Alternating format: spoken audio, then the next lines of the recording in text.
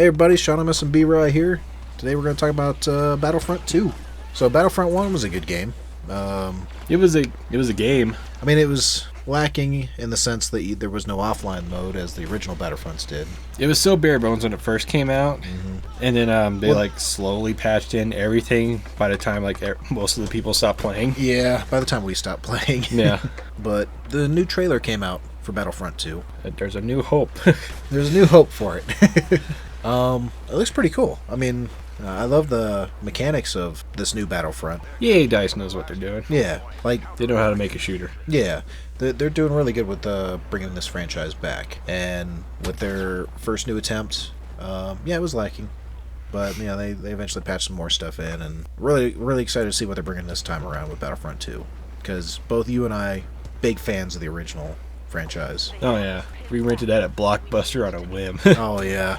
And Kyle, too. He would play with us as well. And we just have fun. Just jumping around, fighting all swarms of bots, exploring the maps, doing all that stuff. It was a great time doing that. Kind of disappointed that when Battlefront 1 came out, the new Battlefront 1. The new Battlefront 1 came out, that none of those features were in there. Yeah. I know that the original Battlefront games, they didn't have a single player campaign, so to speak of. But I'm really interested that Battlefront 2 has got one. Because, with every first-person shooter, like your Call of Duties, your Medal of Honor, stuff like that, I always like the campaign more than the online multiplayer. Yeah. Because it was almost like one giant story-filled tutorial. Yeah. To, how to play the online. You should do the single-player campaign first, and then all the mechanics by the time you want to actually hop on and play multiplayer. You play that a little bit, you get your fill, you move on to the next thing. With them actually having a story is pretty cool, because now that there's a new canon of Star Wars, all the other games, all the other expanded universe stuff, that's no longer canon. Now we're building a new canon. Yeah. This is going to be added to it. This is going to kind of fill in some spots between episodes 6 and 7. Yeah. And it's actually kind of cool that it looks like for the single-player campaign, you're going to be playing as the Empire, because it comes off of 6. Yeah, I don't know if it's going to be strictly the Empire. I think there's going to be a few missions here and there that are going to be as rebels or as a Jedi, something. What I'm hoping, we know very little. We know kind of there's a main protagonist. Kind of. And she starts out with the Empire. I hope she ends with the Empire, for one. And two, I hope it's more of a, just kind of a recounting of these battles.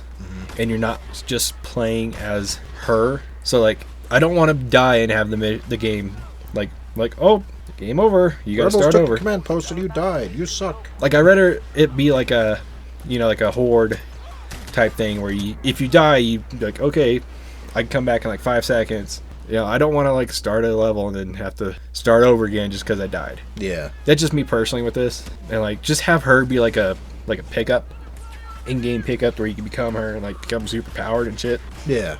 That'd be cool. That's another thing that looks cool, is that there's going to be interactions between characters that there never was before, when they show in the trailer Darth Maul versus Yoda. Yeah. That's going to be pretty cool to see. Yeah. And it's going to be interesting to see, if they're going to keep the current mechanics of how you control the heroes and stuff like that. Because Jedis in games, especially in a first-person shooter, were always kind of tricky. In Battlefront 2, when you were able to actually play as Jedi, you're pretty overpowered, Yeah. And you'd run around, but it was very wishy-washy to control them as well with a lightsaber. Whereas playing as Vader or Luke... Yeah, you kind of just flew around. Yeah. It was too quick. So in the last game, fairly decently done. I hope they really tighten the screws on the mechanics of that, though, and branched out a little bit more. Yeah. Especially when they have the hero battles. So you just have nothing but heroes on the battlefield. That'd be kind of cool. I hope that's balanced out a little bit better than what it was last time. I want them to simplify the weapon classes and the weapons. Yeah. Because the same thing happened in the last game that happens in so many online shooters. Whereas everybody just finds the one weapon that's more powerful than everything else. Han Solo's pistol. And they use that every single time. I hate that. I hate everybody using the same thing, and nothing pisses me off more an online shooter and everybody just being the same thing. It's like the way I would play. That's probably why I'm not good at online shooters. But I would use a different class each round. I would use a different gun each round. Well, one of my favorite things that we used to do is we'd use all the customizable class slots to create, well, here's my sniper class, here's my assault rifle class, here's my shotgun one, here's my, demolition one. My favorite was the riot shield one. Yeah. Like, even though I get way more deaths than kills, there's something about running around with the riot shield where everyone's running around either hiding in a corner with a shotgun, sniping you from far with a 50 cal, or blasting you away with an SMG. But you would sit there and you trap someone in a corner and womp womp, hit them twice and they'd be dead. Yeah. Just make up for the rest of the deaths.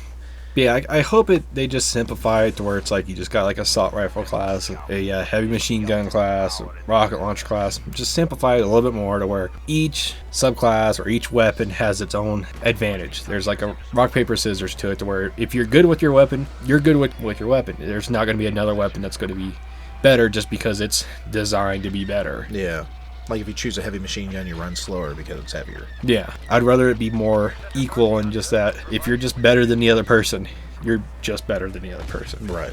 The way online games have gone recently, outside of Overwatch, that's just the way it is. Yeah. Something I'd like to see more of that wouldn't affect the actual gameplay would just be more customization. I'd like to see them get silly with it a little bit. Like, I want fluorescent pink stormtrooper armor, Sure. Just because why the fuck not? Yeah. You do I it want Halo, basically. Yeah. I want more avenues of customization, so I don't look like every other asshole running around out there. I also don't want to put in like 80 hours of gameplay to unlock these things. No. I mean, like, I could see certain things. If you want a gold weapon, okay, get so many kills with that weapon. Yeah. I'm perfectly fine with things like that. But make it like attainable within like 10 hours. Yeah. Something like that at Something most. like that. You should also reward players by having completion in the single player campaign. Because there's so many people that just jump straight to multiplayer, don't play the single player. Yeah. And they miss out on half the game. Yeah. And that's why a lot of games are starting to go to just multiplayer.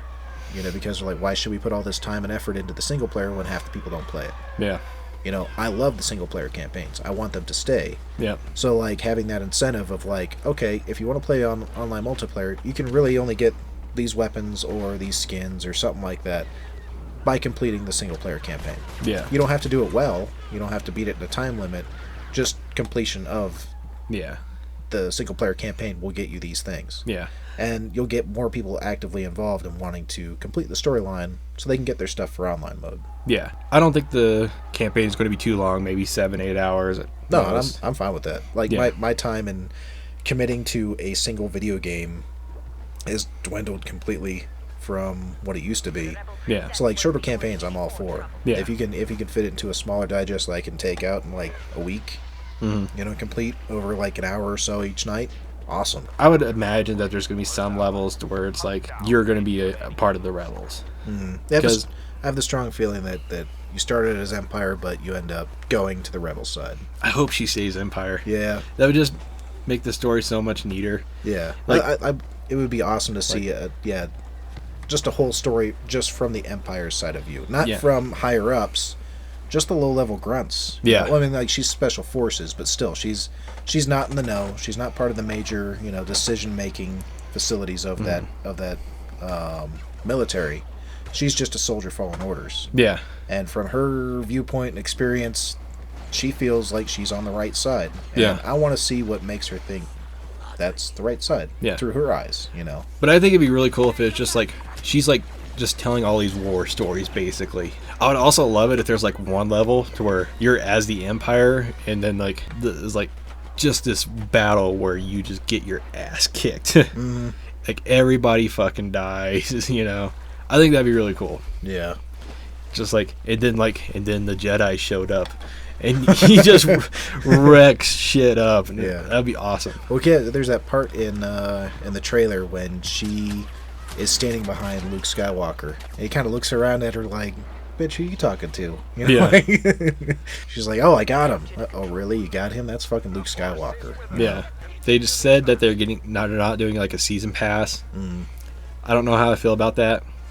it's just a weird statement that really means nothing. Yeah, I mean, there's like, going to be DLC you're going to have to pay for. Exactly. Well, they said that they're going to try and present it in such a way that it's not going to limit you in playing with others. So whether that means, they have free DLC, free map packs, but there's other content that you would have to pay for as far as like new weapons, new skins, new heroes. Fine. I've already spent $60 on this game, Yeah. So like, if it's a really truly awesome game, I don't mind shelling out, $5 here, $10 there for more of it. Yeah. Like, I am good with not having the season pass where like, just take my money up front and I'll just take whatever crap you give me. Yeah. Like, it's like, prove me with your actual game first. Yeah. Then I'll decide if I want to continue or I'll just cut my losses there. Yeah. Do a season pass. Explain to me exactly what's going to be in the season pass. Just to put it out there, like Destiny had like 4 big updates, where it's like of paid DLC. The season pass only got you the first 2. Yeah. But I want to know what I'm paying for. Right. And I want what I'm paying for to actually be something substantial. I want to be able to buy it all in one little thing if I so chose. I don't want to spend like $10 here, 15 here, 5 here. Right. Just let me pay, 30 or whatever, and just let me be a grown up and make a decision of getting in or not. Right. Season passes are not evil. It's just a different way to get your content. The way the companies just put in a season pass and don't tell you shit about it. Yeah, it's completely consumer driven in the sense of, do you want to pay for it and not know what you're getting? Or, if the company comes out and says, we have a season pass, go ahead and buy it, and then you get whatever crap we push out. Yeah. It's up to you if you want to be surprised by what content comes out, or if you want to wait and see what it is and then purchase it a la carte, so be it. Hey, buy this game, and here's this season pass that has these downloadable packs from the next movie. Here's these skins from the Han Solo movie, where you get young Han Solo, young Lando. Little things like that. If you tell me what these are and I find them awesome, I'm going to get them. Yeah. If you tell me nothing, I'm not going to buy it. No. All in all, I'm excited to see what they're bringing to the table with this one. Yeah. Especially since it's going to be new battles, new, just more new. Yeah. I still don't know if there's been a game prettier to look at than Star Wars Battlefront. Oh, yeah. Just the visuals of it, and then everything, like the sounds, it just... Oh, the sounds are what just... You get lost in it. Your hairs stand on the back of your neck as you're listening to the sounds just because it's Star Wars. Yeah. You're in Star Wars, Yeah. I think EA is smart enough this time around that they really looked at what the compliments were, what the complaints were, took all the strengths, cut down the weaknesses, and this should be a much better Battlefront this time around. Yep. And give me an offline mode where I can face bots and feel good about myself. Just like old school Battlefront. Yes. That'd be good. If they do that, you can certainly count on us doing a Let's Play or 2 in that. Or 5 or 10. Definitely.